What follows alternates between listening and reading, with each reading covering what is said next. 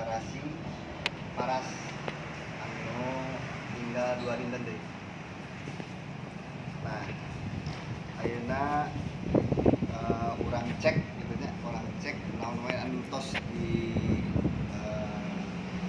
kerjakeun selesai, naon anu kerjakeun tadi selesai atau memang kita can aya anu dikerjakeun.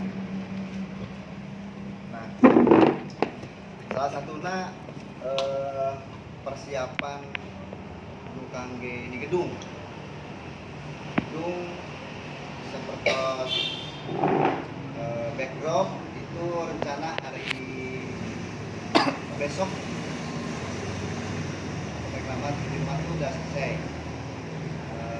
Alasannya kunaon besok atau lusa upami backdrop spanduk dibikin bisa saja sudah dari kemarin, tapi upami terlalu lama dilipat gitu sih backdrop sama mau dibalikin itu, susah jadi jelek gitu.